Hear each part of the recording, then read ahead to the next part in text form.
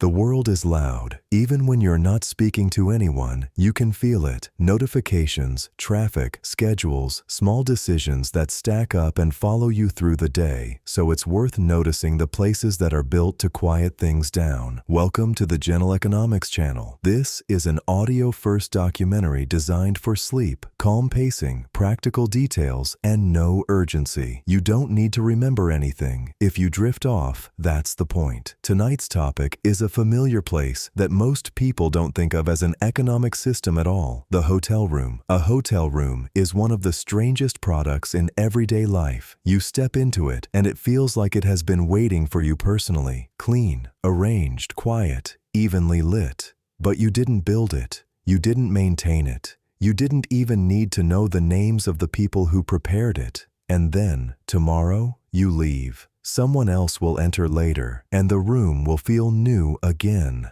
This is the quiet miracle the hotel sells, a private space that resets itself, not magically, not effortlessly, but reliably. That reliability is what makes hotel economics interesting. A hotel isn't primarily selling furniture or real estate. It's selling time inside a controlled environment. It's selling the temporary feeling that nothing is required of you beyond being there. A key card lets you pass from the public hallway into your own small bubble of privacy. The door closes, the outside world softens, the room holds still. If you look closely, you can see the system in small choices. The bed is made a certain way because it can be made quickly, consistently, and inspected. The surfaces are mostly simple because they're easy to clean and easy to keep looking uniform. The lighting is designed to be pleasant without being complicated. The remote is placed where people expect it. The coffee station is arranged so it can be restocked in seconds. The little paper card on the desk isn't just decoration. It's a reminder that this room is part of a larger operation with rules, schedules, and routines. Hotels are built for repetition. They have to be, because the same room might be sold hundreds of times in a year. The product has to survive constant turnover. The process has to be dependable. And the experience has to feel calm even when the building is busy. A good hotel hides its operational noise. You don't see the laundry cycle that keeps fresh linens available. You don't see the carts staged in service hallways. You don't see the inventory of soap, paper products, light bulbs, and batteries. You don't see the maintenance checklist that prevents a faucet from becoming a complaint. You don't see the internal status board that says which rooms are ready, which are being cleaned, and which are out of service. But all of that work exists so that you can do something simple: arrive, exhale, and rest. In the gentle economics of hotel rooms, the most valuable feature is not luxury, it's predictability. A room that will be clean when you arrive, a bed that will be made, a shower that will run hot, a door that will lock, a quiet space where you can exist for a night without managing a household. So in this episode, we're going to follow that quiet system from the inside. We'll look at what hotels are really selling, how the daily turnover works, how housekeeping operates like a small factory floor, why linens and maintenance matter so much, and how the whole building stays steady through routines most guests never notice. And if you're listening to this as you fall asleep, you can let it stay gentle. Just imagine a hallway with soft carpet, a door that closes with a solid click, a room that feels reset, a place designed for temporary calm. Let's begin with the simplest question: what is a hotel room economically when you strip away the vibe and keep only the function? When you pay for a hotel room, it can feel like you're paying for a bed, a bathroom, a TV, a desk, a view. But those are not really the product. The product is time inside a private bubble. A hotel room is a temporary boundary. It turns a small section of a building into something that behaves, for a night, like it belongs only to you. You can close the door, lower the lights, take a shower, sleep, work, or simply be quiet. You're not asked to share the space with strangers. You're not expected to host.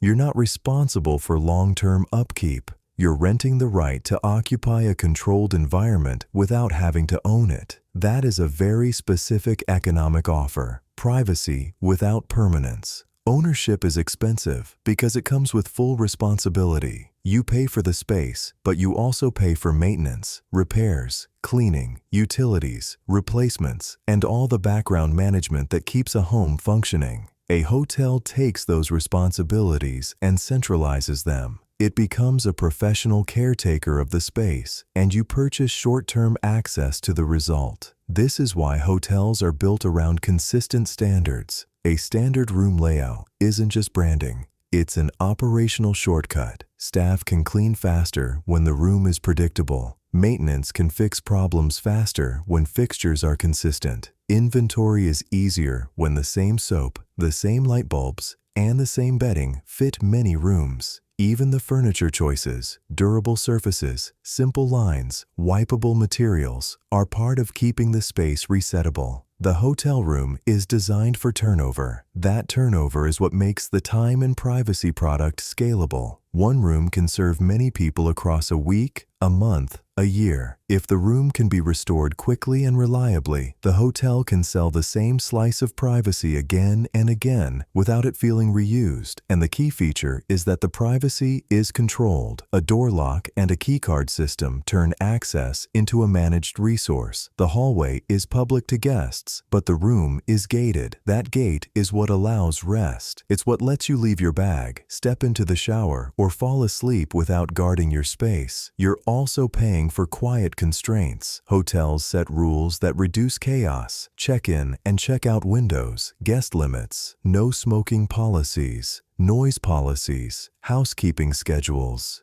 do not disturb signs. These aren't just restrictions. They are the structure that allows many private bubbles to exist side by side in one building without collapsing into conflict. In other words, the hotel isn't selling freedom in the abstract. It's selling a carefully managed kind of freedom, a space where you can stop managing for a while because someone else is managing the environment around you. This is why the hotel room can feel calming even when you're in an unfamiliar city. The room doesn't ask you to learn much. It's designed to be legible immediately.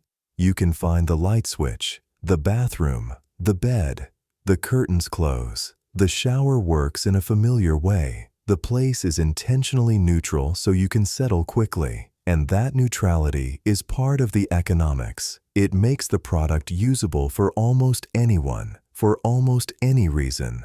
Travel, work, family visits, emergencies, long drives, short stays. The hotel doesn't need to know your story to sell you time and privacy. It just needs to deliver the bubble reliably. So when we say you're not buying furniture, we mean it literally. The bed is not yours. The room is not yours. The building is not yours. What you purchase is the temporary right to close a door on the world, a predictable pocket of quiet. And once you see that, the rest of the hotel's operations start to make sense because everything the hotel does is aimed at protecting that product. Next, we'll look at how hotels try to predict demand in advance, reservations as forecasting, occupancy targets, and why pricing and availability shift in calm, mechanical ways over time. The economics of temporary ownership and why the same room can be sold hundreds of times a year. A hotel room creates a specific kind of illusion, one that's pleasant and intentional. For a night, the room feels like it's yours. You choose the temperature, you close the curtains, you decide when the lights go off, you leave your belongings on the desk and expect them to be there when you return. You occupy the space with the confidence of ownership,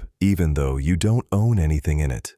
Economically, this is temporary ownership. It's access with control, but without permanence. That's a rare product. In most of life, control comes from ownership, and ownership comes with long-term cost. A hotel separates those two ideas. It gives you control for a short window, usually one night, while the hotel keeps the long-term responsibility in the background. This is why hotels have such clear time boundaries. Check-in and check-out times aren't just tradition, they're a scheduling system that allows the product to exist at scale. The room needs a reset window between one guest and the next, and the hotel needs to align hundreds of resets into a manageable daily operation. That's why you don't own the room at any hour you want. You own a defined slice of time inside it. Once you think of hotel rooms as time slices, the business model becomes straightforward. A room is an asset that generates revenue when it is occupied. If a hotel has 100 rooms, it has 100 units of private time available per night. Over a year, that's 36,500 room nights of inventory, minus outages for maintenance and renovation. The hotel is essentially managing a calendar of capacity, and that explains why the same room can be sold hundreds of times a year, because the room is not consumed when you use it. It is restored. That restoration is the central economic trick. Hotels spend money to reset the room, cleaning labor, laundry, utilities, supplies, maintenance, so the next guest experiences it as ready. Each reset costs something, but if the room is occupied often enough, the revenue from repeated sales of the same space exceeds the cost of restoring it. This is also why hotels are obsessed with consistency. Consistency reduces the cost of each reset. If rooms are standardized, housekeepers can clean faster and more accurately. Maintenance can fix things quickly because parts and layouts repeat. Supplies can be purchased in bulk because the same items fit every room. Training is simpler. Mistakes are fewer. The cost per turnover becomes predictable, and predictability is what makes the calendar model work. Temporary ownership also changes how people behave, and hotels plan for that. When you own something permanently, you treat wear as your problem. When you rent something temporarily, you're less exposed to the long-term consequences of wear. Hotels don't assume bad intentions, but they do assume normal human behavior. Spills, scuffs, lost items, occasional damage, heavy use. So they choose materials that can handle that reality. Durable surfaces, washable textiles, furniture that can be cleaned quickly, fixtures that can be replaced in a standard way. And when the hotel is full, you can see the math clearly. Every occupied room is a sold unit of time and privacy. Every empty room is unused capacity that can never be recovered for that night. You can't store last night's unsold room night and sell it next week. So hotels treat occupancy as a perishable inventory problem, quietly forecasting demand, adjusting pricing, and managing availability so the building stays as full as it reasonably can. But the guest doesn't need to think about any of this. The guest only needs to experience the end result, a room that feels private, stable, and ready, like a small temporary home purchased in time slices. And that is the gentle economics of temporary ownership, a space that can be sold again and again because the work of restoration is built into the design. A hotel room is a product made of time, which means it can't be stored. If a room sits empty on a Tuesday night, the hotel can't put that unused night on a shelf and sell it later. The inventory expires at midnight, so hotels have to do something that looks a lot like weather forecasting. Predict demand, plan staffing, and set prices based on what they think will happen. That's what reservations really are. They aren't just a convenience for guests. They're a forecasting machine for the hotel. When you book in advance, you're giving the hotel a piece of information. A future night is likely to be occupied. One booking doesn't matter much, but thousands of bookings create a pattern. Hotels watch those patterns closely because they determine almost everything behind the scenes. How many staff members to schedule, how much laundry volume to expect, how many rooms will need turnover on a given day, how much breakfast supply to order, how much wear the building will take.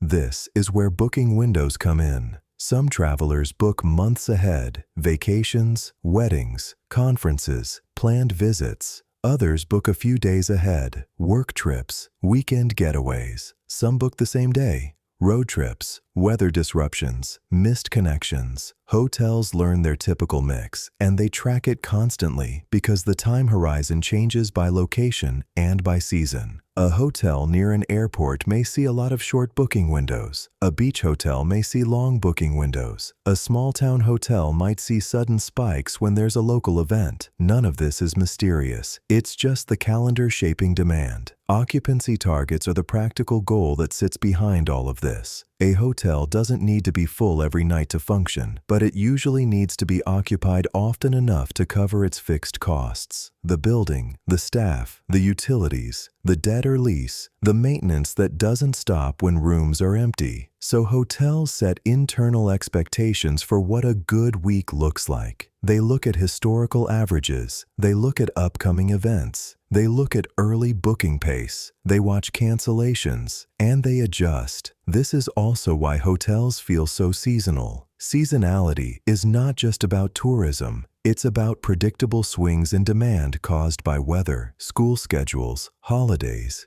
business travel cycles, and local event calendars. A hotel in a college town has a rhythm. A hotel near a stadium has a rhythm. A hotel on a highway has a rhythm. The building may be the same all year, but the demand is not. And because demand swings, hotels have to plan for two different problems. When occupancy is high, the challenge is throughput, faster turnovers, higher laundry volume, more front desk pressure, more maintenance calls, more breakfast consumption, more wear. When occupancy is low, the challenge is efficiency, controlling costs without degrading the guest experience, scheduling fewer staff without burning out the people who remain, choosing what maintenance to do while rooms are available. Reservations help with both. They let the hotel smooth uncertainty into something manageable. It's also worth noticing how calm this forecasting usually is. Hotels rarely panic publicly. They don't want to. The product is comfort and stability, so the adjustments happen quietly. Rate changes, minimum stay requirements during busy periods, packages, staffing shifts, housekeeping schedules, maintenance timing.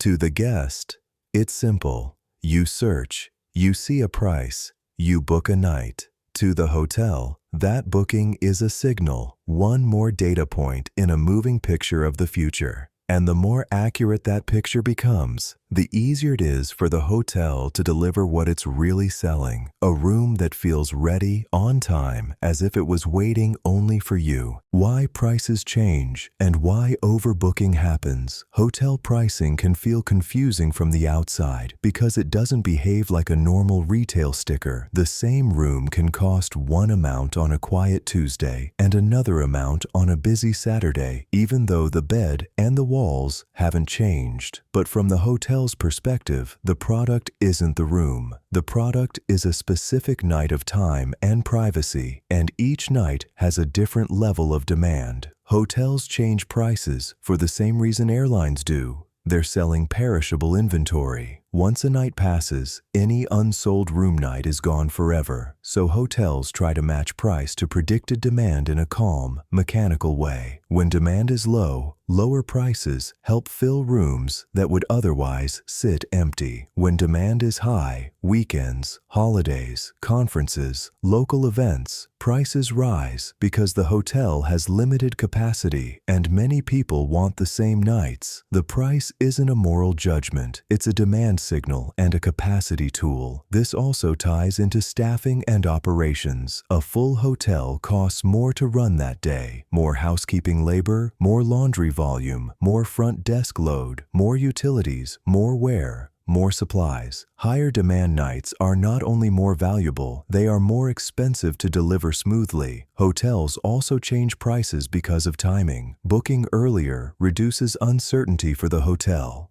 It helps forecasting. It lets them plan labor and inventory, so the shape of reservations matters. How many rooms are already booked for a future night, how fast new bookings are coming in, and how many cancellations are typical for that time period. Which brings us to overbooking. Overbooking sounds reckless, but in practice, it's a risk management technique based on a simple reality. Not everyone who books actually arrives. People cancel, flights are delayed, plans change. Some guests book multiple hotels and decide later. Some no-show entirely. If a hotel never overbooked, it would frequently run below its true demand because a predictable portion of reservations won't convert into occupied rooms. So some hotels intentionally accept a small number of extra reservations, expecting that the normal amount of cancellations and no-shows will absorb the extra bookings and the hotel will land at full, not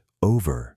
That's the goal. To reach 100% occupancy in real life, not just on paper, but overbooking is still a risk, so hotels manage it carefully. They monitor their reservation data constantly: cancellation rates, no-show rates, arrival patterns, group blocks, weather, travel disruptions, and the particular behavior of that property. Many hotels overbook only by a small margin, and they adjust as the date approaches. If the hotel sees that more guests are likely to arrive than expected, they can stop selling rooms, tighten cancellation policies for that night, or hold certain rooms out of service only if they're truly needed. And when the rare situation happens, when too many guests actually show up, the hotel has a standard response: walk a guest to another property. That usually means finding a comparable room nearby and covering the cost difference, sometimes including transportation or other small compensation. It's not pleasant for anyone, which is why hotels try hard to prevent it, but it's the fallback plan that makes the overbooking risk survivable. So both changing prices and occasional overbooking come from the same underlying fact: a hotel sells nights. Nights can't be stored, and the building has to stay financially stable across both busy weeks and quiet weeks. If you're listening to this to fall asleep, you don't need to hold on to the details, just the gentle logic. Hotels are constantly trying to predict the future with imperfect information, and they adjust quietly: prices, policies, and planning to keep the experience calm when you arrive. Next, we'll move from forecasting to the threshold moment. Check in: how identity, deposits, and key cards turn a reservation into access. IDS, deposits, key cards, policies. Quiet risk management check-in is the moment a reservation becomes a room. Up until then, your stay is just information in a system: a name, dates, a confirmation number, a projected arrival. At the front desk, the hotel converts that future plan into present access, and it does it through a small set of procedures that feel ordinary but carry a lot of quiet risk management. First is identity. Hotels ask for an ID not because they want to be difficult, but because they're handing over controlled access to private space. A room key isn't like a receipt. It opens a door, so the hotel needs a basic level of certainty that the person receiving that key is connected to the reservation and can be held accountable to the property's rules. Then there's payment and the deposit, often handled as an authorization hold. This part can feel confusing to guests because it doesn't always look like a clean charge.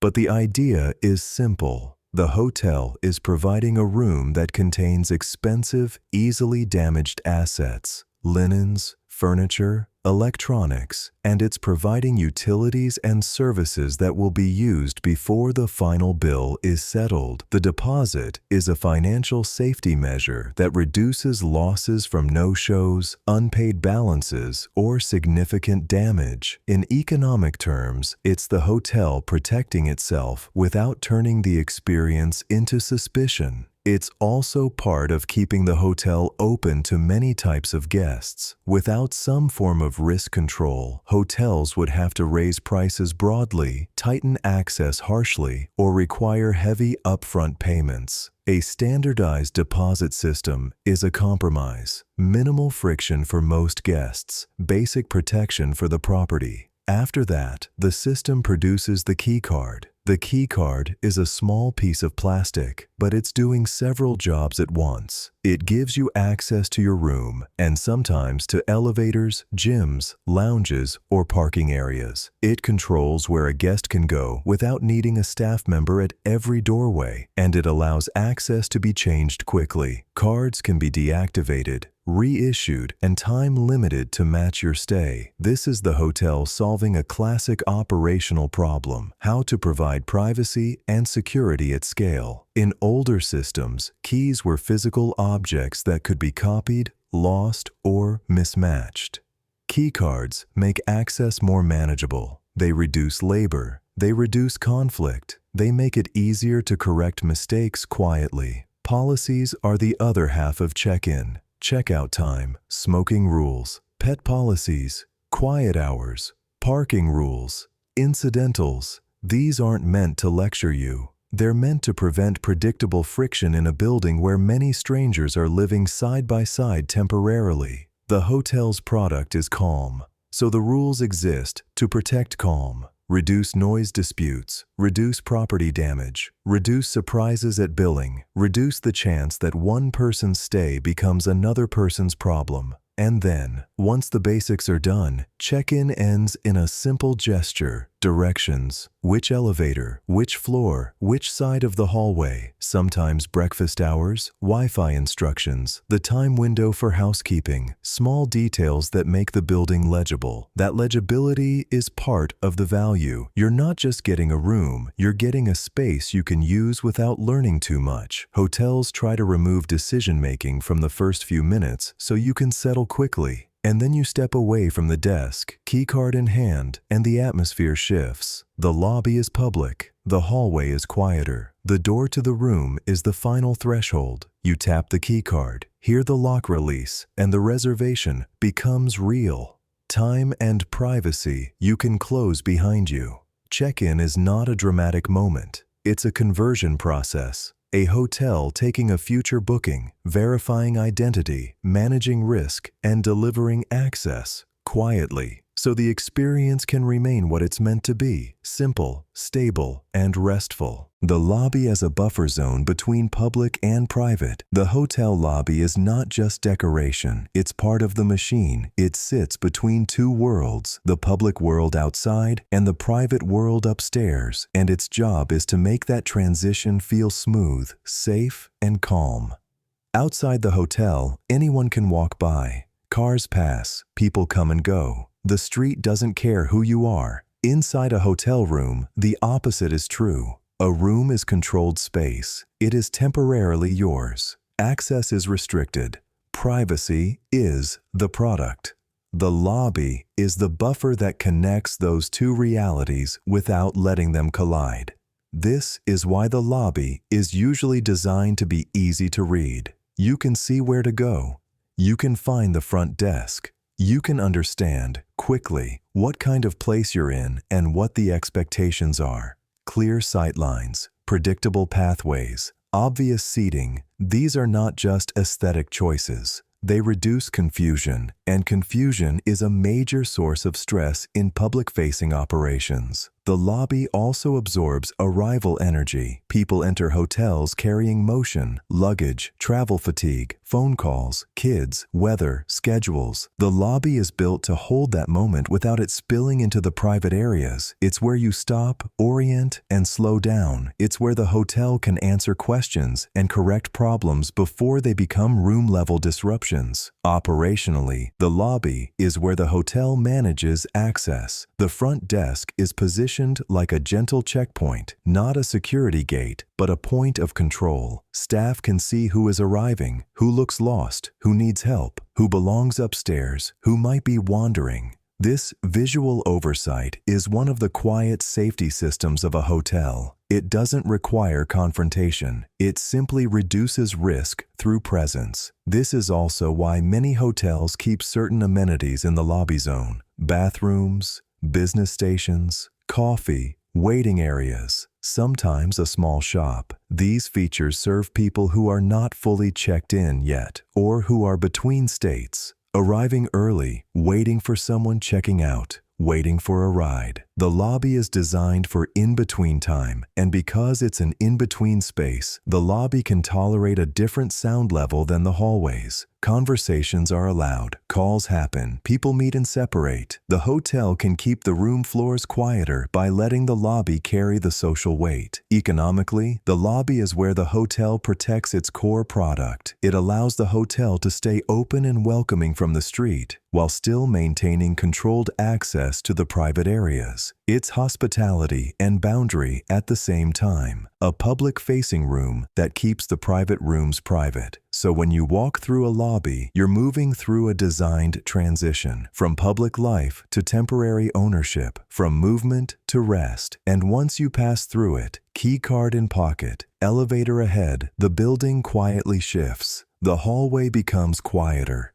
The doors become identical. The space becomes less social and more private. The lobby did its job. It buffered the world. Why 2 p.m. versus 4 p.m. matters operationally. Check-in time sounds like a customer-facing detail, an arbitrary rule that hotels make up. But operationally, 2 p.m. versus 4 p.m. is the difference between a smooth turnover day and a stressed one. Hotels don't sell rooms. They sell nights. And between one night and the next, the room has to be reset, cleaned, restocked, inspected, and confirmed ready in the system. That reset takes time, and it happens in a narrow window. Most hotels have a checkout time, late morning, often around 11 a.m. That means a wave of rooms becomes available to clean all at once. Housekeeping then has to process that wave and convert occupied rooms into ready rooms, usually before the next wave of arrivals begins. So check-in time is essentially a scheduling promise. By this hour, we expect to have enough rooms turned and inspected that most arrivals can be handled without waiting.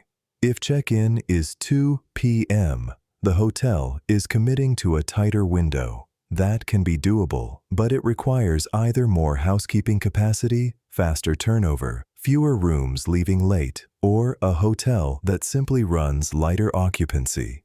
If check-in is 4 p.m., the hotel is buying itself time, more hours to clean rooms, handle surprises, and smooth out the unevenness of departures. Because departures are never perfectly even. Some guests leave early. Some leave right at checkout. Some ask for late checkout. Some stay in the room longer than planned because travel runs late. Meanwhile, arrivals are also uneven. People show up early. Flights land in clusters. Conferences end at the same time. Highways deliver waves of cars. The hotel is constantly trying to line up two messy human patterns, departures and arrivals, without making guests feel the mess. That's why the time gap matters. More gap means more time for housekeeping to work at a steady pace instead of rushing. More time for inspections, so clean also means fully ready. More flexibility to handle maintenance issues before the next guest enters. Less front desk pressure from early arrivals waiting in the lobby. Less gap means the hotel has to run a tighter operation and small disruptions become bigger problems. A delayed laundry load, a slow room, a broken appliance, or a short-staffed day can ripple quickly when the clock is tight. This is also why late checkouts cost the hotel more than they seem to. A late checkout doesn't just delay one room, it compresses the cleaning schedule, pushes laundry timing,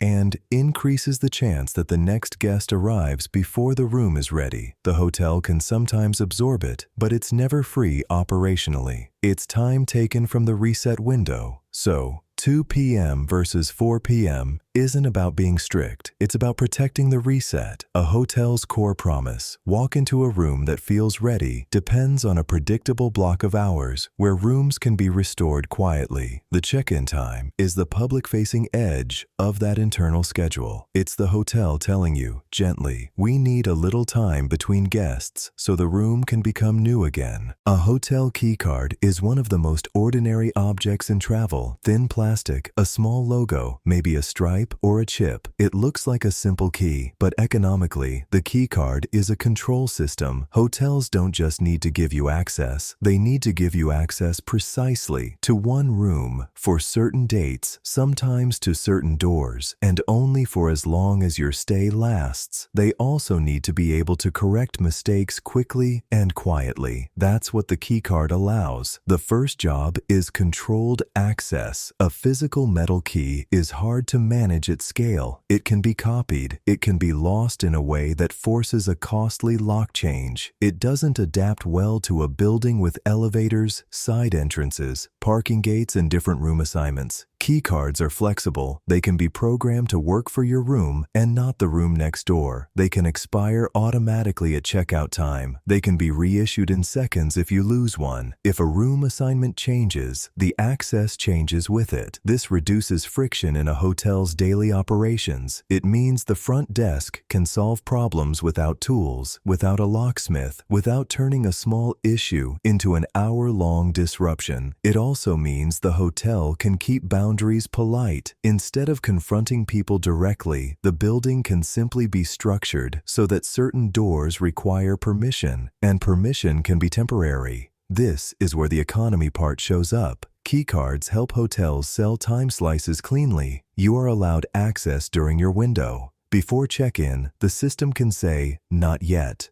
After checkout, it can say, "No longer." The hotel doesn't need to argue with the calendar. The card enforces the schedule. Key cards also reduce labor. Hotels are built so that many private rooms can exist side by side without constant staff involvement. Guests can enter and exit without being escorted. Elevators can be gated for room floors. Side entrances can be controlled after certain hours. All of that is expensive to do with people and cheap to do with controlled access. And then there's the light touch, data side. Key cards can create a record of access events, basic signals like whether a door opened, whether a card was denied, whether a room was entered. Hotels primarily use this to resolve practical issues. Reissuing a card, confirming access problems, managing safety incidents, and handling disputes. My key didn't work. Someone entered my room. The door wouldn't open. In other words, the system creates an audit trail that helps the hotel keep the product stable. A private bubble that feels secure. This isn't the hotel watching you in a dramatic sense. It's the hotel keeping the building manageable. When you operate hundreds of doors, you need a way to troubleshoot without guessing. Key cards also have a subtle psychological effect. They make privacy feel real. A door that opens only when you present the right card creates a sense of boundary. It tells your nervous system that the room is not just a space you're using. It's a space that is protected. That sense of protection is part of what you paid for, even if you never think about it. And because key cards are cheap compared to locks, they scale well. They are a low-cost tool that protects a high-value product, controlled time in a private room, so the key card economy is quiet. It's a plastic object that manages access, reduces labor, enforces schedules, and helps the hotel keep promises without confrontation. It makes the building feel simple to the guest because the complexity is handled inside the system. A small card doing a lot of work so that your experience can remain what the hotel is selling: ease, privacy, and rest. Rekeying rooms, managing lost cards. One of the hidden advantages of key cards is how gently they handle mistakes. In a building full of temporary guests, mistakes are normal. Cards get demagnetized. Cards get left in pants pockets, tossed into bags, dropped in parking lots, forgotten at pools, handed to children, or simply misplaced somewhere in the room. A hotel can't treat that as a crisis every time it happens. It needs a calm, repeatable fix. That's where rekeying comes in. With a traditional metal key,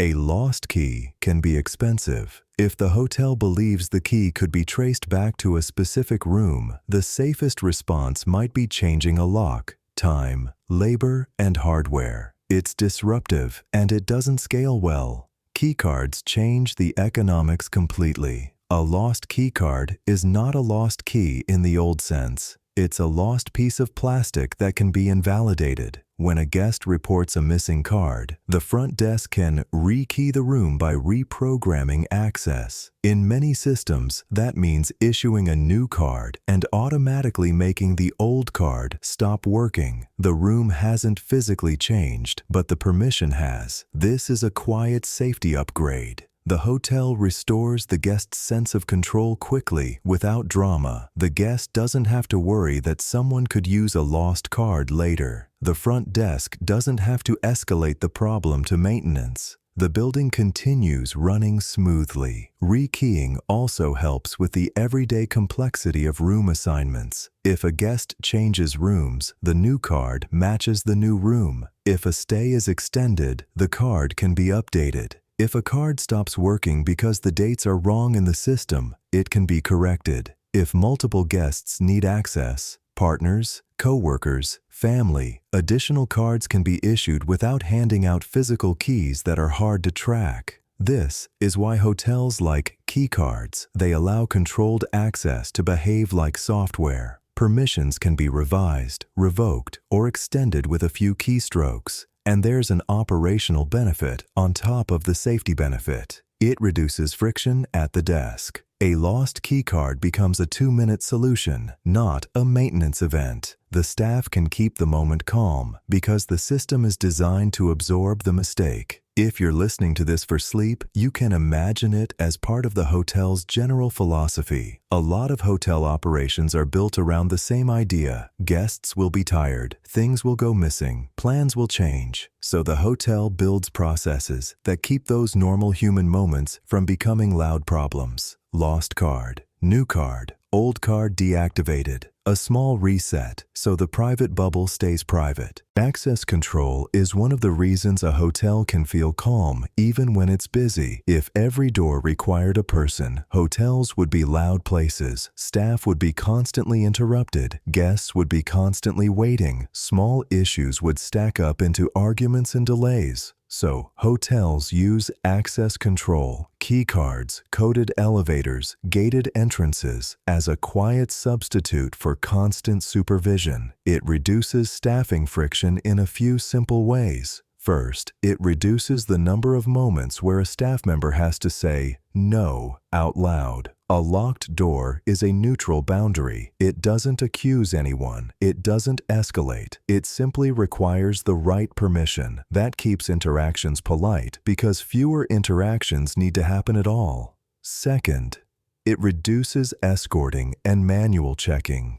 Guests can return to their rooms at any hour without needing someone to unlock a hallway. Maintenance can access service areas without pulling a manager. Housekeeping can enter rooms during work windows without calling the desk for each door. The building handles most routine movement automatically. Third, it lowers the cost of errors. When permissions are digital, mistakes can be corrected quickly. A card can be reissued. Access can be extended. A lost card can be deactivated. The staff can solve problems at the desk instead of involving multiple departments. Less internal coordination means fewer delays, fewer misunderstandings, and fewer tense moments with tired guests. It also helps with after-hours reality. Hotels operate across late nights and early mornings when staffing is thinner by design. Access control allows a small overnight team to maintain order without having to patrol every corridor. The building enforces quiet boundaries, which doors are open, which doors require a card, where guests are allowed to go. This is not about suspicion, it's about scale. A hotel is a building full of private spaces rented to strangers. The hotel has to protect privacy and safety while still feeling welcoming. Access control is a way to do that with less labor and less confrontation. In gentle economics terms, access control is a labor-saving system that preserves the product. It reduces the number of staff hours needed to keep the hotel orderly. It reduces the number of conflicts that come from unclear boundaries.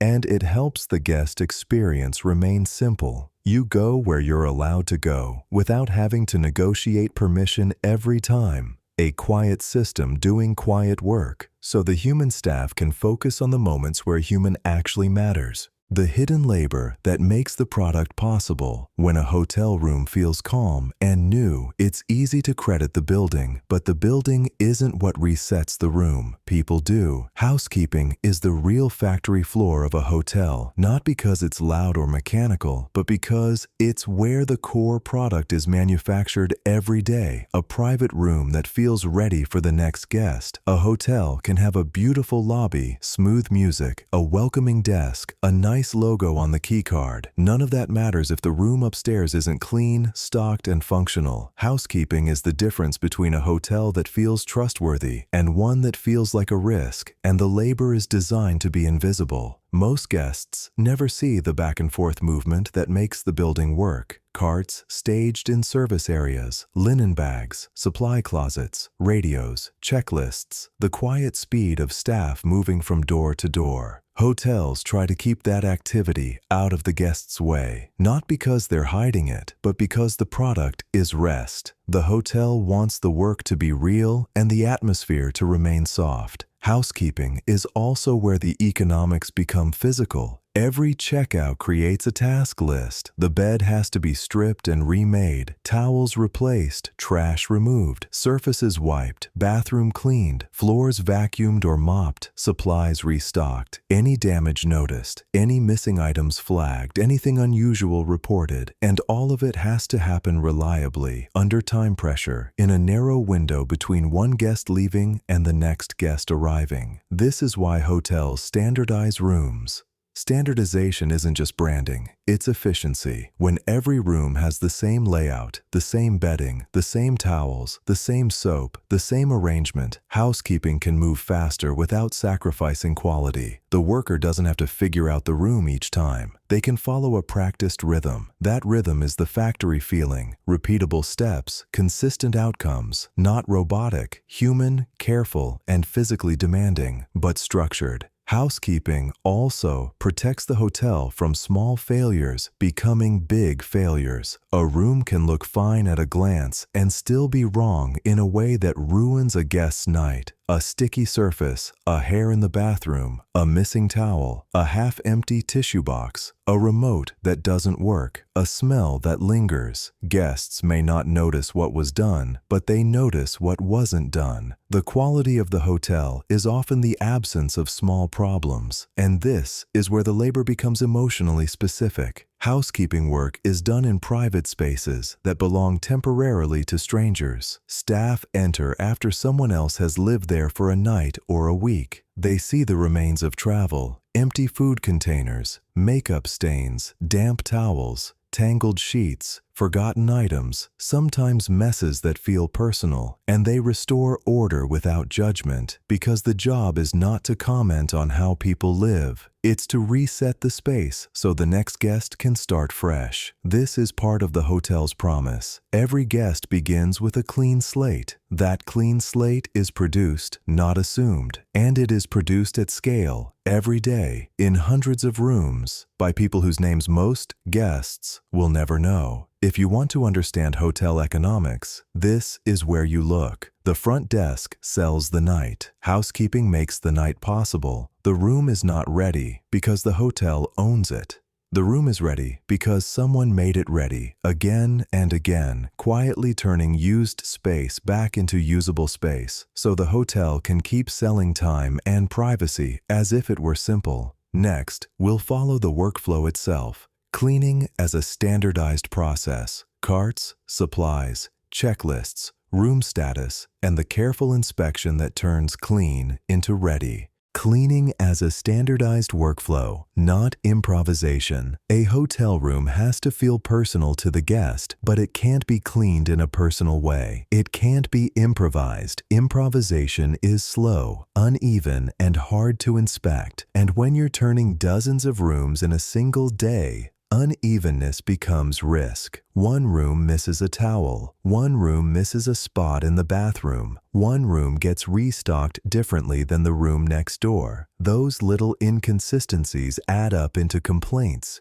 refunds, extra labor, and stress at the front desk. So, hotels clean with standardized workflows, not because they want the work to feel cold, but because standardization is how the hotel keeps its promise. The room will be ready and it will feel reliably clean. A standardized workflow usually begins before a cleaner even enters the room. Housekeeping carts are stocked in a predictable way so time isn't wasted searching for supplies. Linens are folded consistently. Toiletries are pre-counted. Trash bags, paper products, cleaning cloths, and chemicals are arranged so the worker's movement is efficient. In a busy hotel, the cart is essentially a mobile supply room. If it's organized poorly, the day becomes harder. Inside the room, cleaning follows a repeatable sequence. Most teams work top to bottom and clean to dirty, or they use a zone system. Entry area, bed area, bathroom, final inspection. The exact order varies, but the point is the same. Reduce mental load, reduce errors, and make the result consistent. Beds are handled in a standard way because beds take time and signal cleanliness instantly. Linens are removed and bagged. The mattress and surfaces are checked. Fresh linens go on in a repeatable pattern so the bed looks the same in every room. Tight corners, smooth top sheet, centered pillows. That uniformity isn't for style. It's a quality control tool. When the expected result is clear, it's easier to see when something is off. Bathrooms follow the same logic. Bathrooms are where guests judge cleanliness most intensely, so hotels rely on routines.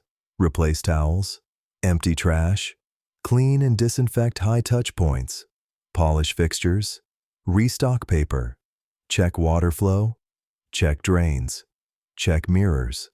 Standardization helps here because bathrooms are full of small surfaces that can be missed. A checklist isn't insulting. It's protection against human fatigue. Then there's restocking, which is also standardized. Toilet paper, tissues, soap, shampoo, coffee packets, cups. These are set to a known par level. Par simply means how much should be in the room when it's ready. Par levels prevent the slow failure of almost stocked. They also prevent waste. If every room is brought to the same level, inventory becomes predictable and ordering becomes easier. The final part is inspection. A room isn't truly ready just because it's been cleaned. It's ready when someone confirms it meets the standard. That might be the cleaner doing a final scan, or a supervisor checking randomly or regularly, depending on the hotel's system. Inspection is how the hotel turns cleaning into a deliverable. It catches the quiet mistakes that a tired person can miss. A hair, a smudge, a missing remote,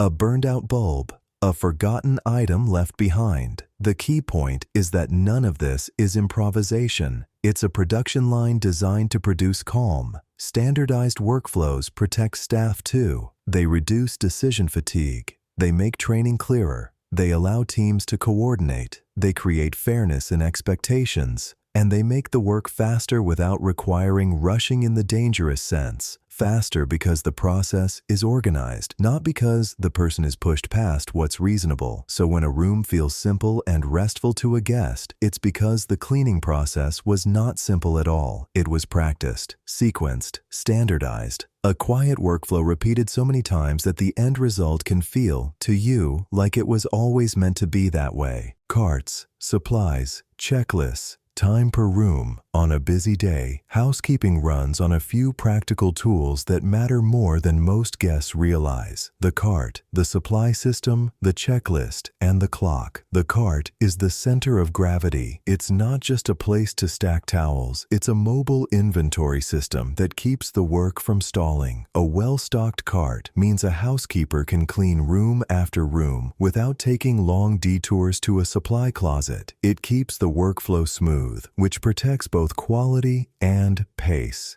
Most carts are set up to be predictable. Clean linens in one area, toiletries in another, paper products in another, trash bags and cleaning cloths where they can be reached quickly. The goal is to reduce searching. Searching is wasted motion, and wasted motion turns into fatigue. Fatigue turns into mistakes. Supplies are managed around the idea of par, meaning the standard amount needed to restore a room to ready status. Par levels exist for towels, toilet paper, soap, shampoo, coffee packets, cups, tissues, anything that guests expect without asking. When par is consistent, ordering becomes simpler and waste stays lower. The hotel isn't guessing how much it uses. It can estimate based on occupancy and turnover. Checklists are the quiet protection against unevenness. A checklist doesn't mean the worker doesn't know how to clean. It means the hotel knows humans get tired and distracted, and the room has many small details that matter. Checklists keep the standard stable across different staff members, different shifts, and different levels of busyness. They also create fairness internally. When expectations are clear, the job becomes less about being judged and more about completing a known set of steps. And then there's time per room. Hotels rarely say this out loud to guests, but time is the main constraint of the entire operation. There are only so many hours between checkout and check-in, and the hotel may have dozens or hundreds of rooms to reset in that window. So housekeeping scheduling is built around an estimated time per room, how long it typically takes to turn a standard room under normal conditions. Those estimates aren't there to rush people. They're there so managers can plan staffing realistically, how many rooms each person can reasonably handle, how to stagger shifts, how to assign floors, how to sequence rooms so travel time between them stays low. But real rooms vary. Some are quick, lightly used, tidy, easy resets. Some are slow, families, long stays, heavy use, extra trash, extra laundry, extra bathroom work. This variability is why hotels build flexibility into the day. Floaters who can help, supervisors who can redistribute workload, rooms that can be prioritized by arrival time. Because not every room has to be ready at the same minute. A major hidden challenge is that arrivals come in waves. Early check-ins, mid-afternoon clusters, late-night arrivals. The hotel is constantly balancing clean everything against clean the right rooms first. That's why you'll sometimes see carts staged near certain hallways. It's the building quietly aiming resources at the rooms that need to turn fastest. So when you picture housekeeping, it helps to picture it as a practical operations system, a cart that prevents wasted steps, supplies counted to standard levels, a checklist that keeps quality consistent, and a clock that quietly shapes the entire day. All of it designed so that the guest experience can remain effortless. You arrive, the room is ready, and the work that made it ready stays, mostly out of sight. Sheets and towels as an industrial cycle. A hotel room can look perfectly clean and still fail one basic test: fresh linens. Because linens are the part of the room that touches the guest directly. The sheets, the pillowcases, the towels, the washcloths, the bath mat. These are not just accessories. They are the tactile proof that the room has been reset. And to deliver that proof every day, hotels operate something that looks less like hospitality and more like an industrial cycle. Linens move through the building in loops. Clean sets go out to the floors. Used sets come back down. They're sorted, washed, dried, folded, staged, and sent back out again. The cycle repeats continuously, day after day, as long as the hotel is open. This is why laundry is such a central cost in hotel economics. It's not just water and electricity. It's labor, it's detergent and chemicals, it's machine maintenance, it's wear on fabrics, it's storage space, it's logistics, and it's timing. Because the hotel can't wait 2 days for clean sheets. It needs them in the same afternoon before check-in. Hotels manage linens like a supply chain because that's what they are. A towel isn't a towel. It's a unit in circulation. It has a lifespan. It absorbs wear with every wash. It slowly thins, frays, stains, loses softness, and at some point, It has to be pulled out of service and replaced. A hotel's linen inventory is constantly aging, constantly renewing, constantly being counted and balanced. The sheet pipeline begins at checkout. Housekeeping strips beds and gathers used towels and linens into bags or carts. Those items don't go straight into washing machines. They usually go through a sorting step first because different items wash differently and wear differently. Towels are heavier, sheets are larger, some loads need hotter water, some need stain treatment. Some items are too damaged and should be removed rather than washed again. This is where the industrial feeling appears. The work is repetitive, physical, and organized around throughput. If laundry is done in-house, the hotel becomes a small factory in the basement or back wing. If laundry is outsourced, the factory exists off-site and the hotel becomes a node in a delivery schedule. Either way, the economics are the same. The hotel must pay to convert used fabric into clean inventory fast enough to keep rooms turning. Timing matters because linen isn't optional. A hotel can improvise around some things, maybe delay a repaint, maybe postpone replacing a lamp, but it cannot postpone clean sheets. If the linen pipeline fails, the hotel's core product fails. No amount of lobby polish can compensate for missing towels. That's why hotels build the linen cycle with redundancy. They keep extra sets. They track par levels, how many full sets per room the hotel needs to operate smoothly. One set is on the bed. Another might be in the laundry process. Another might be staged as backup. These extra sets aren't luxury. They're operational insurance against the reality of daily turnover. And because linens are constantly moving, hotels also care about standardization here too. Similar sizes, similar colors, similar folding methods. It makes storage easier. It makes shortages easier to spot. It makes rooms look consistent. It makes replacement simpler when items wear out. So when you pull back a hotel sheet at night, you're touching the end of a long pipeline.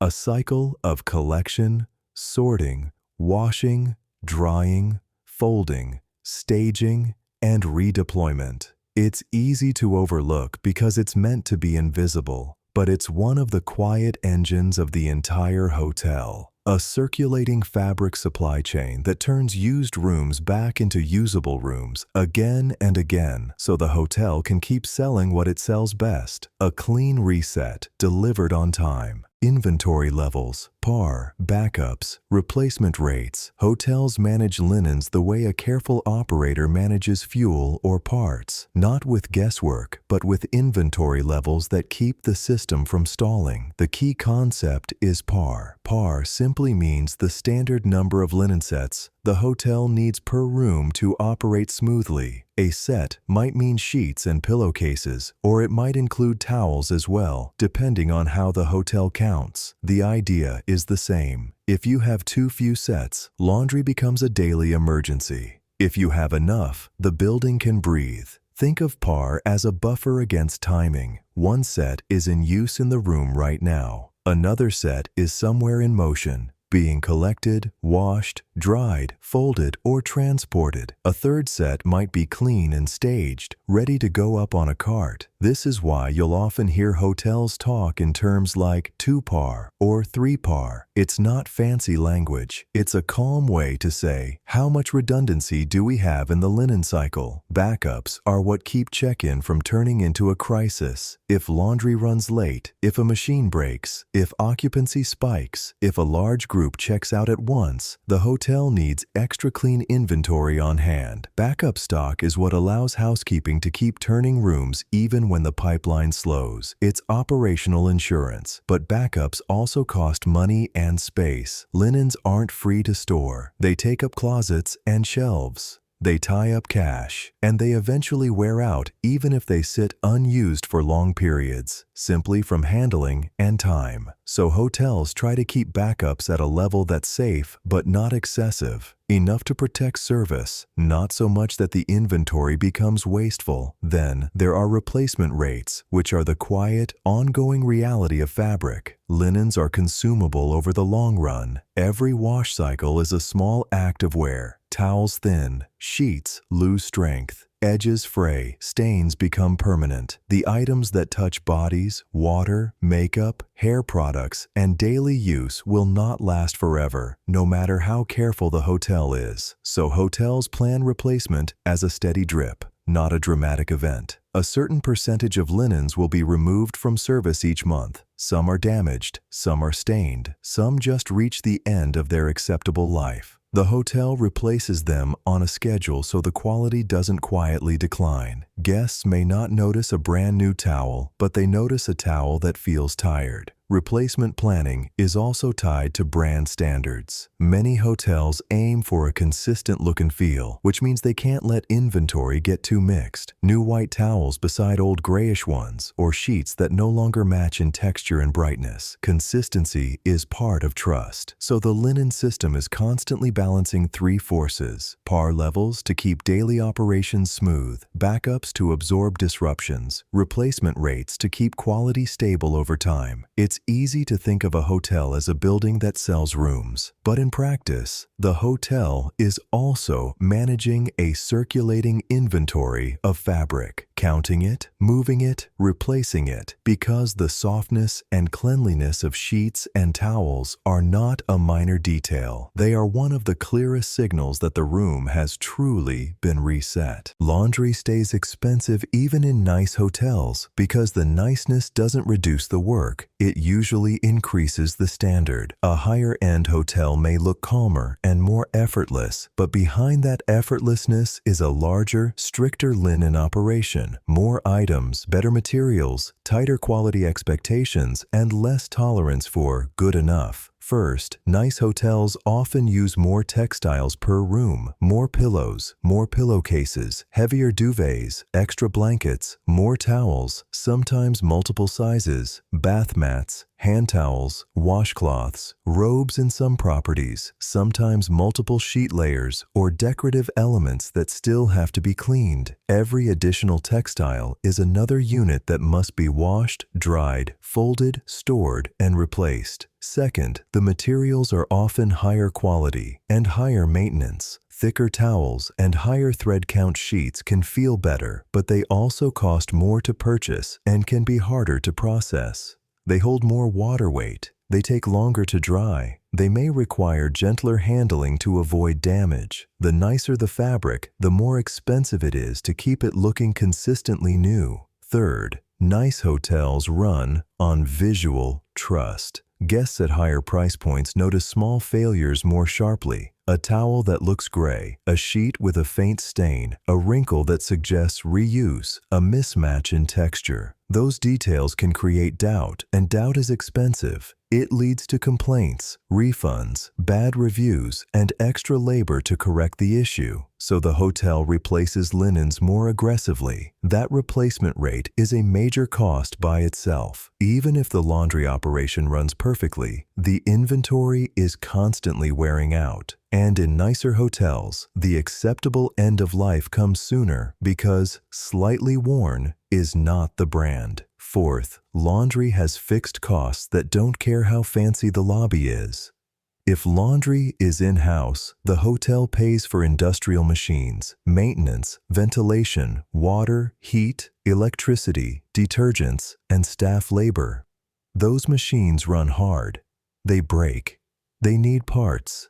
They need downtime. If laundry is outsourced, the hotel pays a service contract that includes transport, labor, and the vendor's own utility and equipment costs. Plus, the hotel still needs staff time to sort, stage, and distribute clean linens. Either way, the cost is ongoing and recurring. And finally, laundry is expensive because it is time-sensitive infrastructure. Linens can't be late. Rooms can't be turned without them. If laundry falls behind, the hotel doesn't just have a laundry problem. It has an occupancy problem. That urgency forces redundancy, extra par levels, backups, and sometimes rush processing. Redundancy costs money, but without it, the hotel becomes unreliable. So, in a nice hotel, laundry is one of the biggest invisible engines keeping everything feeling effortless. You're not just paying for the softness of the towel, you're paying for the system that can deliver that towel clean, bright, and ready every day, at scale, without ever making you think about how hard it is to keep fabric looking new. In a hotel, the bathroom is where trust is decided. You can forgive a small room, you can forgive plain furniture, you can even forgive an outdated hallway if the room feels quiet and safe. But if the bathroom feels unclean or uncertain, everything else in the hotel suddenly feels questionable. That's why hotels treat bathroom cleanliness as a core operational priority, not as an aesthetic detail, but as infrastructure. The bathroom is the part of the room that carries the most intimacy. Bare feet on tile, hands on fixtures, water on skin, towels on faces. Guests don't just want the bathroom to look clean, they want it to feel unquestionably clean. And that feeling is what hotels are really protecting. Bathroom cleaning tends to be standardized and intense for a reason. Hotels focus on high-touch points, faucet handles, toilet flush levers, sink edges, shower controls, door handles, counters, light switches. These are the places where a guest's mind goes first. A single smudge on a mirror can make someone doubt the whole room. A single hair in a tub can override every other sign of cleanliness. So the bathroom becomes a kind of proof that the room has been reset, proof that the hotel is paying attention, proof that you can relax and stop scanning for problems. Then there are the consumables, which are another quiet layer of trust. Soap, shampoo, conditioner, lotion, tissues, toilet paper, trash bags. These are not expensive individually, but they're expensive in aggregate because every occupied night consumes them. They are part of what makes a hotel room feel ready. A bathroom without enough toilet paper doesn't feel like a minor inconvenience. It feels like a failure of basic preparation. Hotels manage consumables with par levels the same way they manage linens. There is a standard stocking level that signals readiness. Housekeeping restores the bathroom to that level every turnover. Full tissue box, fresh roll, backup roll, a lined trash can, a set of toiletries. The guest doesn't want to think about supply chains. They want the bathroom to quietly contain what they need. Consumables also have an interesting economic role. They allow the hotel to deliver convenience without negotiation. No one wants to ask for a trash bag or a bar of soap at midnight.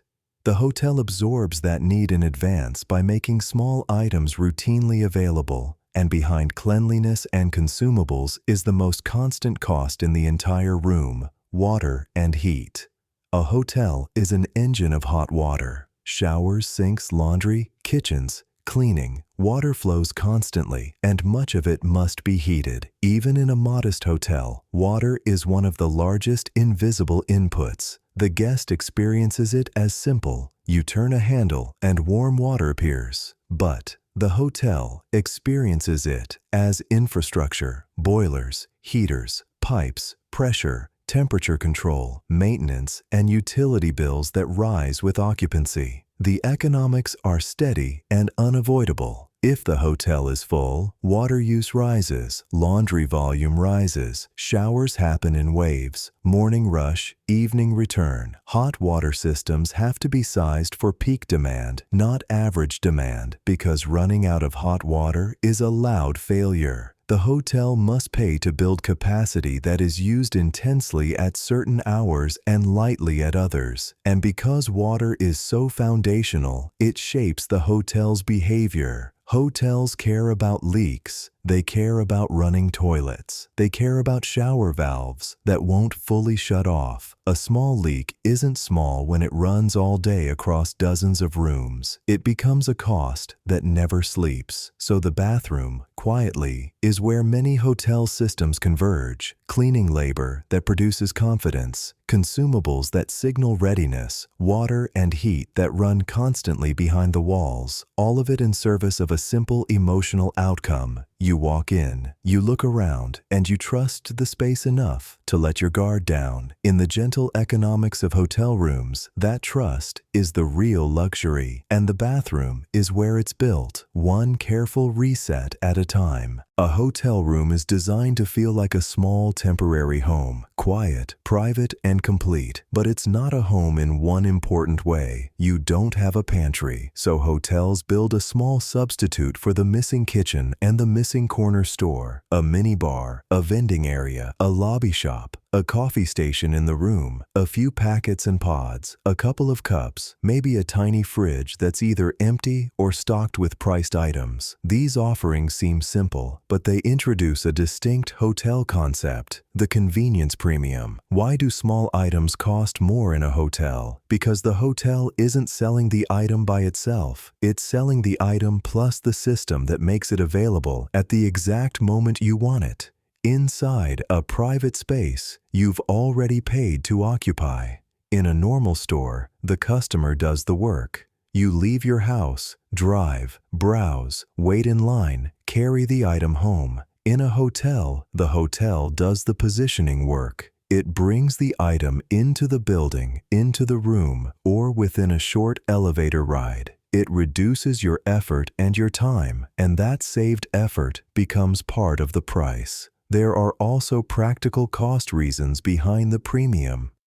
Small items in hotels are rarely bought in the huge volumes that make grocery pricing possible. They're purchased through different channels, sometimes at higher per-unit costs. They also require packaging that survives travel and storage, sealed, durable, standardized, and because the hotel can't risk food safety issues, it has to manage expiration dates carefully. A snack that sits too long can't just be ignored, it becomes waste. Then there's labor. A minibar is not stocked once, it is stocked repeatedly, which means someone has to check it repeatedly. Rooms turn over, items get consumed, inventory has to be counted. Expired items have to be pulled. Missing items have to be noticed. Charges have to be accurate. The more items offered, the more time and complexity the hotel takes on. Even the coffee station, the quietest version of this, has a supply chain behind it. Pods or packets, stirrers, sugar,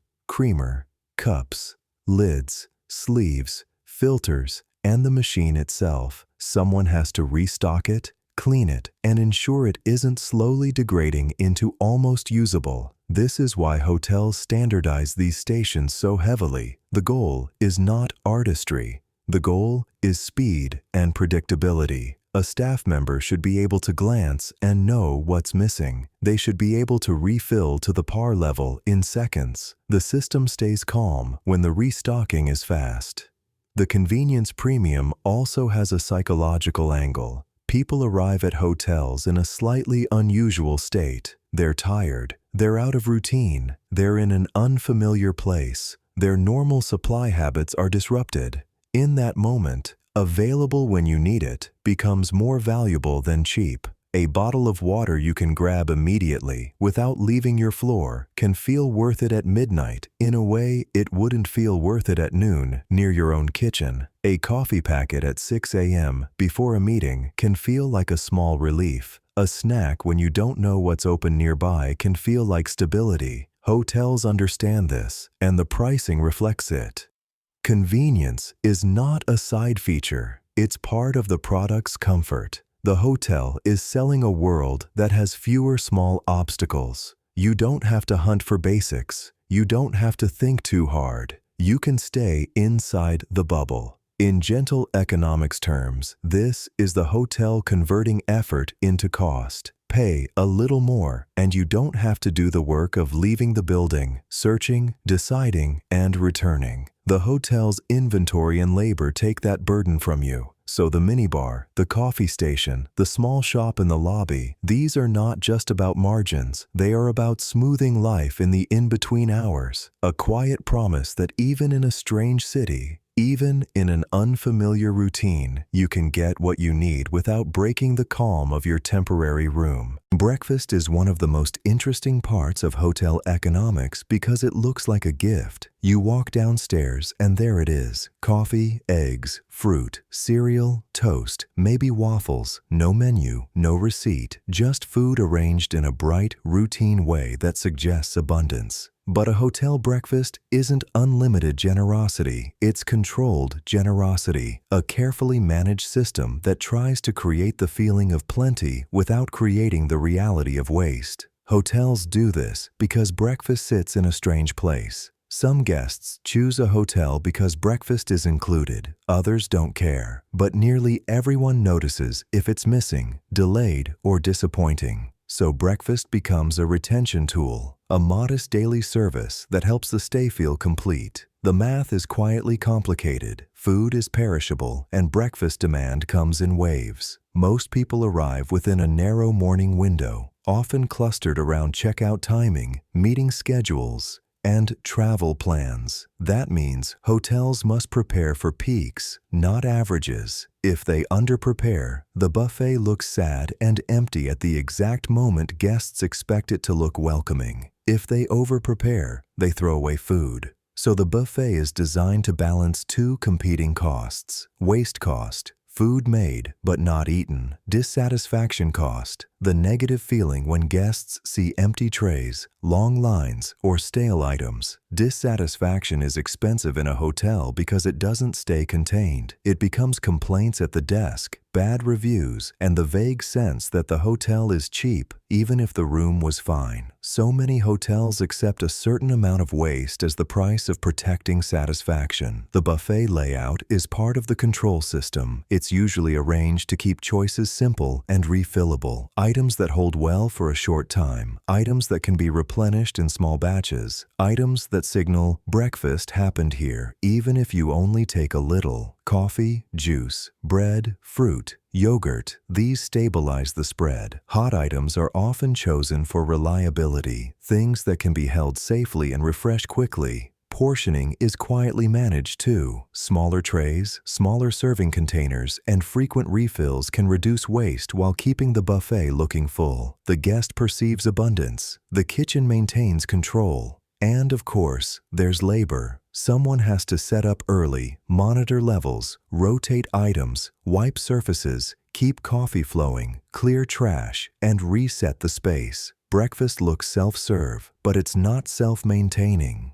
The hotel is paying for an experience that feels easy. Ice machines are a smaller, funnier version of the same logic. An ice machine is a shared amenity that most guests never think about until they need it, usually in the evening when they don't want to leave their floor. Ice is heavy to deliver room by room, so the hotel centralizes it and lets guests do the last few steps themselves. This is a common hotel pattern. Centralize the costly part, share the rest. The hotel provides the machine, the electricity, the maintenance, the cleaning schedule. The guest provides the cup and the walk down the hallway. It feels simple because the system is designed for simple. Shared amenities work the same way. A gym doesn't have to be private to feel valuable. A vending area doesn't have to be perfect to solve a late-night need. A pool doesn't have to be large to change the feeling of a stay. These amenities aren't just extras. They're ways the hotel increases perceived value without adding fully private space to each room. Instead of building every room bigger, the hotel builds shared zones and sells access to them as part of the stay.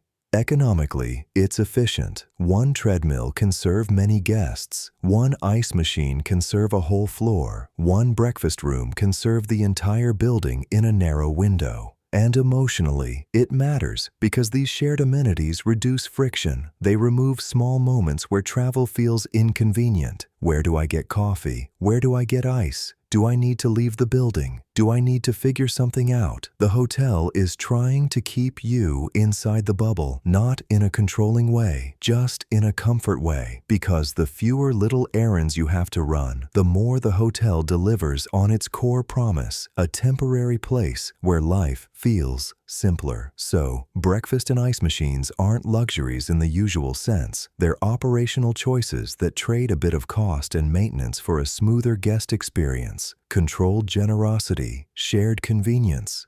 Small systems that quietly make a building full of strangers feel, for a night, like it has been set up for you. Ice machines, vending areas, and small gyms look like minor extras, but hotels often treat them as retention tools, features that keep the stay feeling complete enough that you don't regret the booking, because the hotel isn't only competing on the room, it's competing on the feeling that your basic needs are handled without you having to leave the building. Ice is a perfect example. Ice is bulky and awkward to deliver room by room, and most guests only need it occasionally, so the hotel centralizes it on each floor. The economics are simple. One machine serves many rooms, and the guest does the last 30 seconds of effort, walking down the hall. The hotel provides the infrastructure, electricity, maintenance, and cleaning schedule. The guest gets the convenience of, "It's here when I need it," which quietly reduces friction at the exact moments travel tends to feel annoying. Vending works the same way, just with snacks and small necessities. A vending machine is not there to be charming. It's there to prevent a late-night problem from becoming a front desk problem. Hunger, thirst, a quick drink for medication, something small before bed. These needs show up at inconvenient hours. If the hotel can satisfy them internally, the guest stays calmer, and the staff gets fewer urgent requests. Vending is a small, automated solution to the fact that people don't want to re-enter the outside world once they've settled in. Gyms are another retention tool, even when they're tiny. Most guests won't do a full workout, but a gym changes the identity of the property. It signals, "This place supports routine." A treadmill, a couple weights, maybe a bike, enough to keep a habit intact. And habits are emotional stability when you're traveling. If a guest can maintain a small routine, they feel more in control, sleep better, and rate the stay higher, even if the room itself is ordinary. This is the quiet strategy behind amenities. They reduce travel penalties. They cut down on the little inconveniences that make a stay feel thin, needing ice but not wanting to go out, wanting a snack but not wanting to drive, wanting to move your body, but not wanting to find a gym day pass, wanting something basic without starting a whole new errand. Hotels aren't always trying to make you spend more. Often they're trying to make you complain less and return more, because retention, in hotel economics, is partly about memory. If the hotel quietly solved your small problems, ice when you wanted it, a snack when you needed it, a workout option when you felt restless, your brain tags the stay as smoother than expected. That smoothness is valuable. It's what makes the hotel feel reliable. It's what turns "it was fine" into "I'd stay there again." It's what protects the hotel's core product, a private bubble that stays intact. So ice, vending, and gyms aren't random perks. They're small systems designed to keep you inside the calm, so your night stays simple, and the building keeps its promise without having to say much at all. Hotels don't price a room as if it exists alone. They price it as if it's part of a building with shared systems: breakfast, ice, a gym, a lobby coffee station, parking lots, elevators, hallways, Wi-Fi, and staff coverage that keeps everything running. So when you pay for a room, you're also paying for a small membership in the building for a night. The key idea is averaging. Not every guest uses every amenity. Some people never touch the gym, some never eat breakfast, some don't want ice, some never connect to Wi-Fi. But the hotel can't build and staff these amenities only for the people who might use them. It has to build them as a steady service and then spread the cost across all occupied room nights. That's why amenities are priced as part of the room rather than as separate transactions most of the time. Bundling is simpler, and it protects the calm feeling of the stay. You don't want to meter every small comfort. The hotel would rather fold those costs into the nightly rate and let the experience feel seamless. This creates a quiet kind of cross-subsidy. Guests who don't use breakfast still help pay for breakfast, and guests who do use it get a benefit that feels included. The same is true for the gym, the ice machine, the lobby seating, and the other shared conveniences. In a shared amenity model, you're paying for access, not consumption. Hotels plan around expected use, not perfect fairness. They know, from patterns, roughly how many people will eat breakfast on a given morning, roughly how often coffee needs to be restocked, roughly how many towels will be used, roughly how much ice will be pulled from a floor. They estimate those averages based on occupancy, season, guest type, and day of week. Then they build that expected cost into their pricing model, the way a restaurant builds napkins and dishwashing into the cost of meals. This is also why amenities become most valuable during travel. When you're away from home, available if needed is comfort. The hotel is selling you a stay where small problems are less likely to turn into errands. Even if you never use the gym, it can still make the place feel more complete. Even if you don't eat breakfast, you might like knowing it exists as a fallback. That psychological value is part of what the hotel is charging for. There's also a capacity angle. Shared amenities are designed for typical demand, not infinite demand. A breakfast room is sized for a rush window. A gym is sized for occasional use, not a full local membership base. An ice machine is sized for steady, casual pulls, not a party on every floor. The hotel prices rooms knowing that usage will be distributed and self-limiting. Most guests won't all use everything at once. So the nightly rate becomes a blend of the private room itself, the core product, time and privacy, the fixed costs of keeping the building functioning, staff, utilities, maintenance, and the shared amenities that make the stay feel smoother than a bare room would. That's why two hotels with identical rooms can feel differently priced. One is selling a simpler bubble, and the other is selling a bubble plus shared supports. In gentle economics terms, it's a quiet model of pooled resources. You don't pay a separate fee every time you benefit. You pay once, and the building maintains a set of shared comforts that are there when you need them. Not perfectly fair in a strict accounting sense, because not everyone uses everything, but often fair in a human sense, because the purpose is to remove friction and keep the experience calm. A room priced with shared use in mind is really a room priced with the idea of support in mind.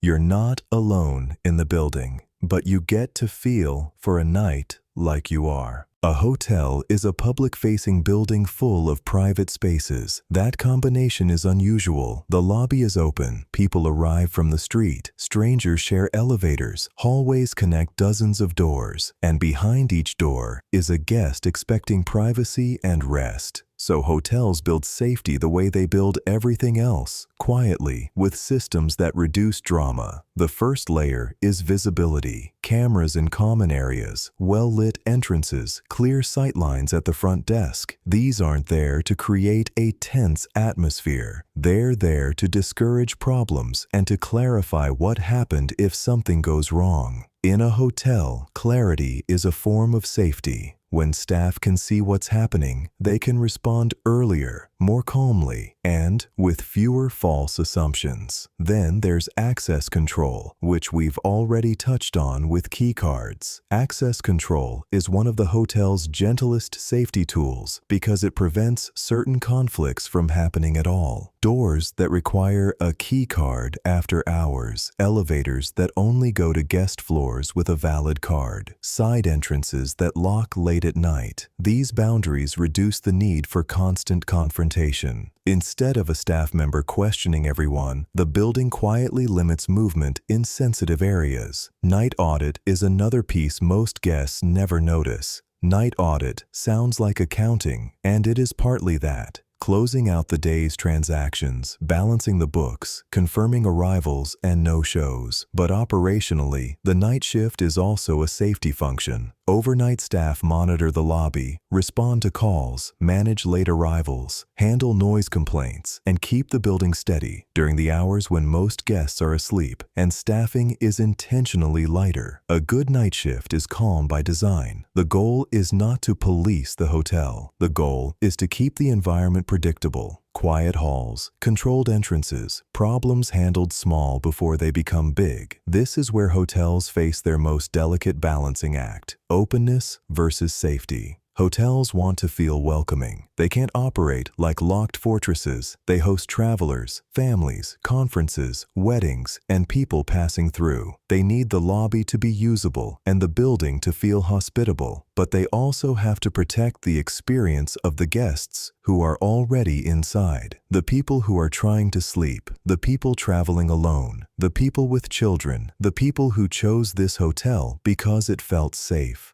So hotels set boundaries that are simple and consistent.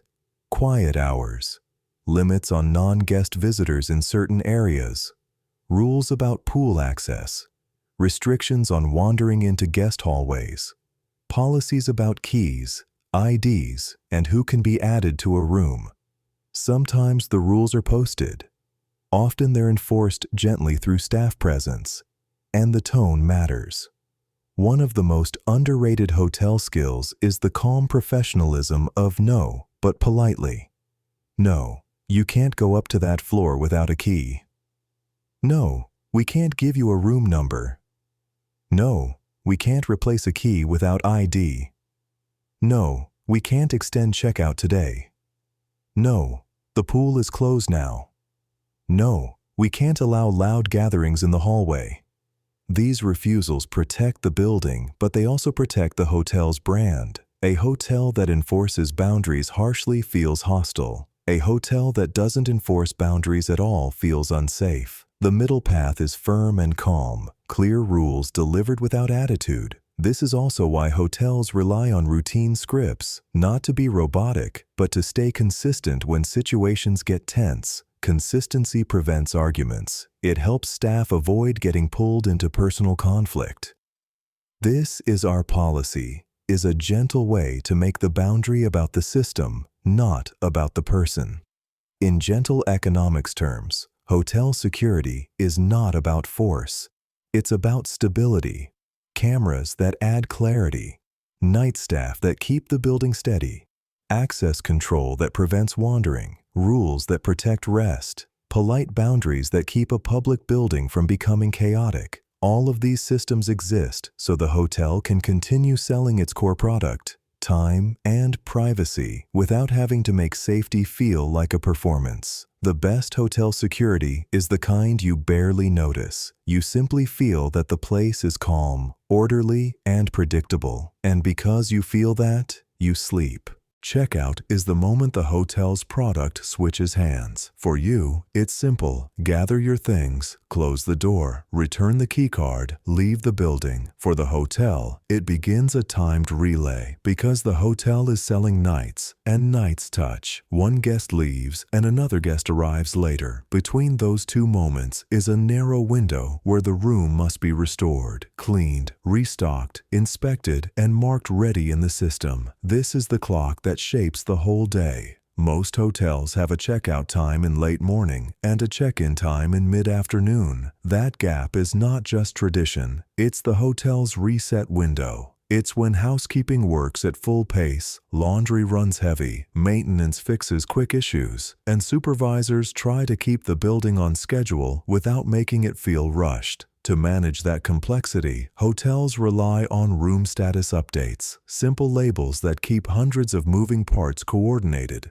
A room might be occupied, a guest is still in it, dirty, checked out, needs full cleaning, clean, housekeeping finished the reset, inspected, verified ready, no missing details, out of order, not sellable due to maintenance, damage, or deep cleaning. Those labels are not just internal notes, they are the hotel's real-time map of inventory. The front desk can't give a room to an arriving guest based on hope. They need a status that says the room is truly ready.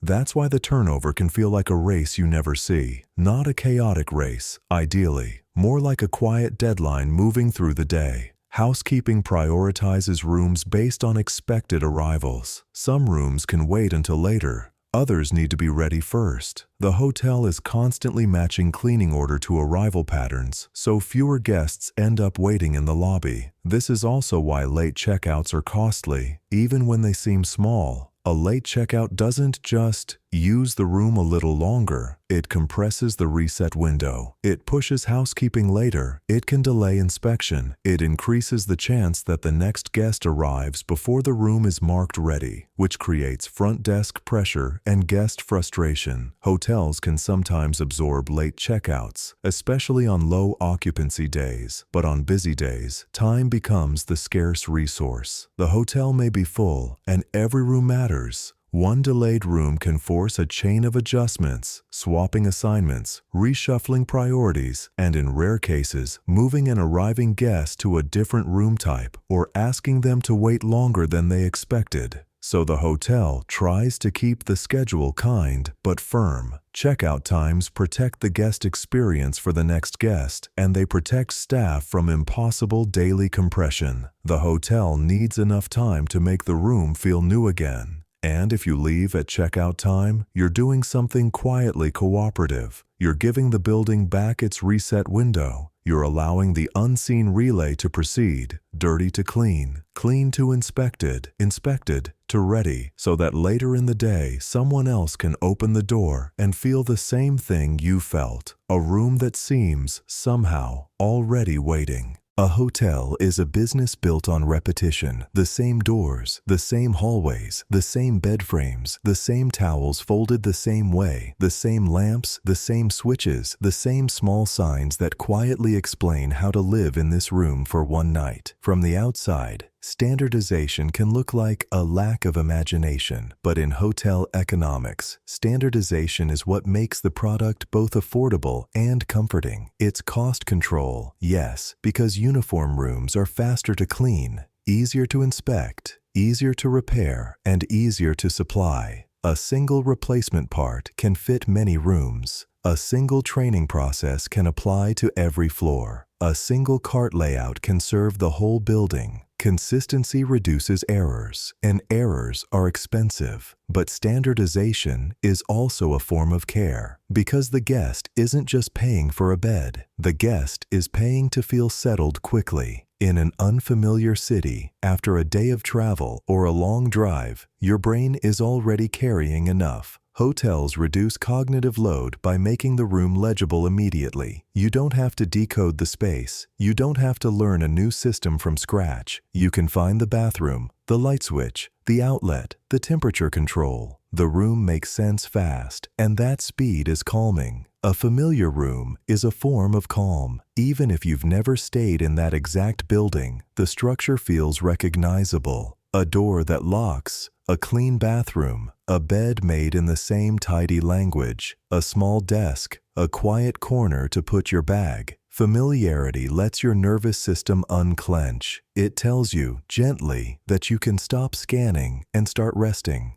And that calm doesn't appear on its own. It's produced by steady labor, housekeeping turning rooms in a narrow window, laundry running in cycles, maintenance replacing small parts before they become big problems, front desk staff smoothing arrivals and corrections, night staff keeping boundaries quiet, all of it coordinated so that your stay can feel simple. This is the long horizon of hotel operations. Reliability is not a one-time achievement. It's a daily practice. A hotel can't finish being clean. It can't finish being maintained. It can't finish being ready. It rests, resets, and repeats. And that repeating cycle is the real product. A room that becomes new again and again without asking the guest to understand the effort behind it. So as we close, you don't need to remember the details, par levels, turnover windows, key cards, checklists, just the shape of the system.